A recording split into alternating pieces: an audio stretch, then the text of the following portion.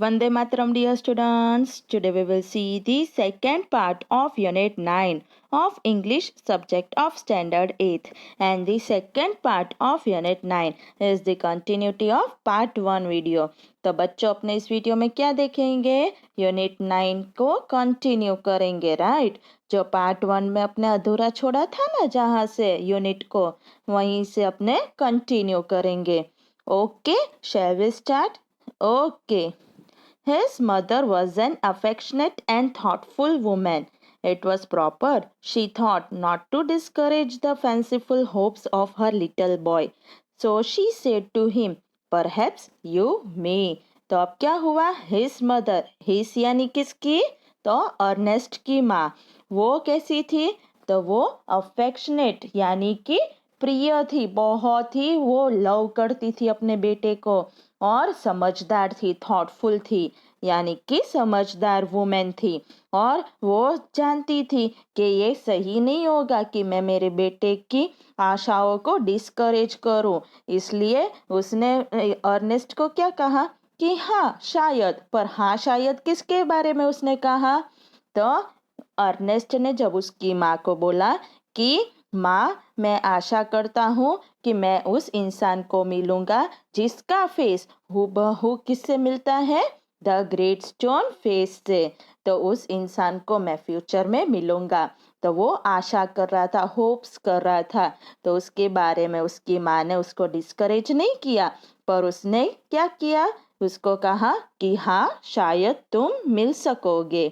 इसलिए अब आगे. And Ernest never forget the story that his mother told him. It was always in his mind whenever he looked upon the great stone face. तब क्या हुआ कि Ernest कभी भी उसकी माँ ने जो उसको स्टोरी बोली थी वो कभी भी नहीं भूल पाया था, और वो उसके दिमाग में ही थी. जब जब वो ग्रेट स्टोन फेस के सामने देखता था, तब तब उसको उसकी माँ ने जो स्टोरी कही थी वो उसको याद आती थी.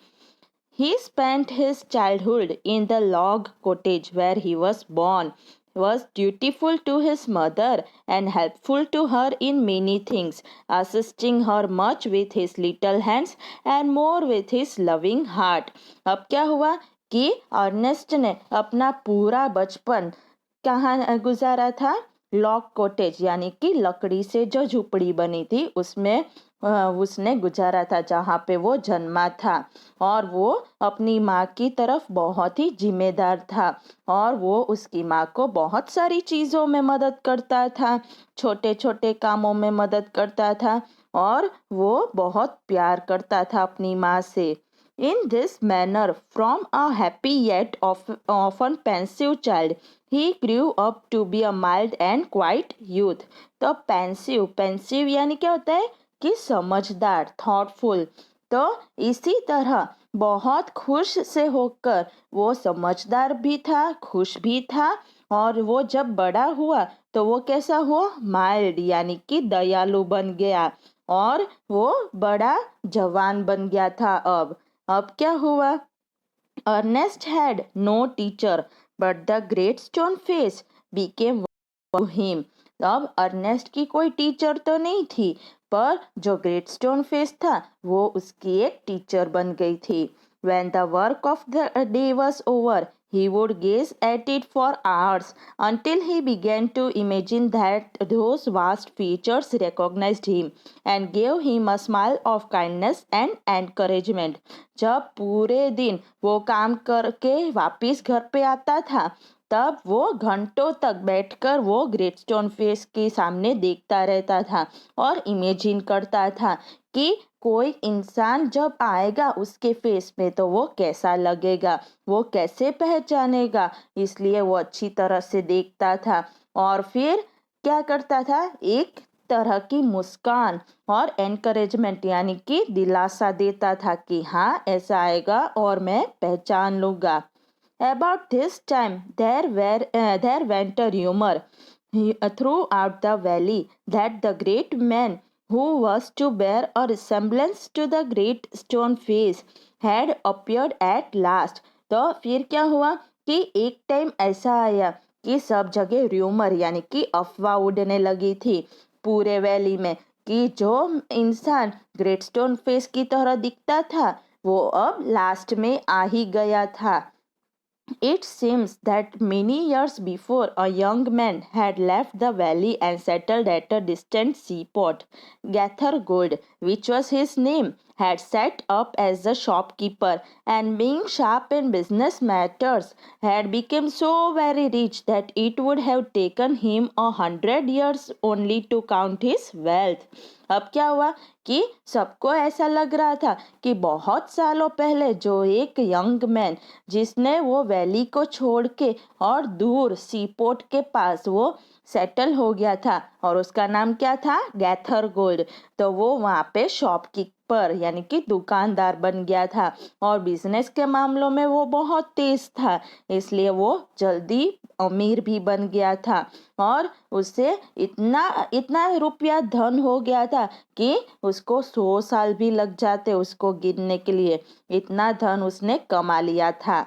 In time, he thought of his native valley and decided to go back there and end his days where he had been born. और फिर एक टाइम आया जब उसको ऐसा लगा कि मैं जहाँ पे जन्मा हूँ, जो मेरी जन्मभूमि है, मैं वहाँ पे अब वापस चला जाता हूँ और मेरे जीवन के आखिरी दिन है जहाँ पे मैं जन्मा था वहीं पे अब गुजारूंगा। ऐसा उसने क्या किया था, डिसीजन लिया था। Ernest had been deeply stirred by the idea that the great man, the nobleman, the man of prophecy, after so many ages of delay, was at length to be seen in his native valley. तो अब क्या हुआ कि Ernest पूरा अंदर से बहुत deeply हिल गया था उस विचार से कि वो बड़ा इंसान जो नोबल था, फिर भविष्यवाणी वाला इंसान था, वो बहुत लंबे समय के बाद अब वापस अपने नेटिव वैली में आने वाला है और मैं उसे देख पाऊंगा। While the boy was still gazing up the valley one day and imagining that the great stone face returned his gaze, the noise of wheels was heard and the crowd of people cried, "Here comes the great Mr. Gathergold." फिर क्या हुआ कि एक दिन जब वो लड़का बैठकर वापस वैली में और उस ग्रेट स्टोन फेस को देख रहा था और इमेजिन कर रहा था कि कैसा लगेगा वो इंसान, तब उसको पहियों की आवाज़ सुनाई दी और बहुत सारे पीपल का क्राउड गैदर हो गया था और सब बोल रहे थे कि देखो ये आ रहा है great mister gather gold. A carriage drawn by 4 horses dashed around the turn of the road. Within it, thrust partly out of the window, appeared the face of an old man with yellow skin. फिर क्या हुआ कि एक carriage आया उस यानी कि घोड़ा गाड़ी आई जिसमें 4 घोड़े थे और वो रोड में अब दिखाई दे रहा था और आके घूम गया और उसकी खिड़की में से मुंह एक दिखाई दे रहा था बूढ़े इंसान का जिसकी स्किन कौन से कलर की थी, येलो कलर की। The very image of the great stone face, shouted the people. Sure enough, the old prophecy is true. Here we have the great man at last. अब क्या हुआ कि सारे लोग चिल्लाने लगे, ओ हो ये देखो ग्रेट स्टोन फेस की इमेज आ गई और अब पुरानी भविष्यवाणी है वो सही में सच हो जाएगी और हमने लास्ट में आखिर में उस ग्रेट मैन को देख ही लिया। And what greatly puzzled Ernest, they seemed actually to believe that here was the likeness which they spoke of. He turned away sadly from the wrinkled shrewdness of that unpleasant face and gazed up the valley where the stone face seemed to say, "He will come, fear not, Ernest, the man will come." अब क्या हुआ कि Ernest ने देखा तो वो सोच में पड़ गया, पजल में पड़ गया। उसको क्या हुआ कि वो इंसान बिल्कुल उस ग्रेट स्टोन फेस की तरह दिखेगा पर वो ऐसा दिखा नहीं और फिर वो उदास होकर और वापस घूम गया। क्यों क्यों घूम गया? क्योंकि उसको एक जुरीदार व्रिंकल्ड और समझदारी वाला फेस उस फेस में बिल्कुल भी चमक नहीं थी, ऐसा फेस दिखाई दिया। फिर उसने वापस जाके वैली में जा बैठ के देखता था ग्रीन स्टोन फेस को, वहाँ पे जाके देखने लगा और फिर खुद को वो ऐसे एनकरेज कर रहा था कि डरो मत अर्नेस्ट, वो इंसान जरूर आएगा। ओके, तो यहाँ पे अपने यूनिट 9 का पार्ट 1 स्टोरी का ख़त्म करते हैं। अब पार्ट 2 है ये वाला, ये अपने नेक्स्ट वीडियो में कंटिन्यू करेंगे।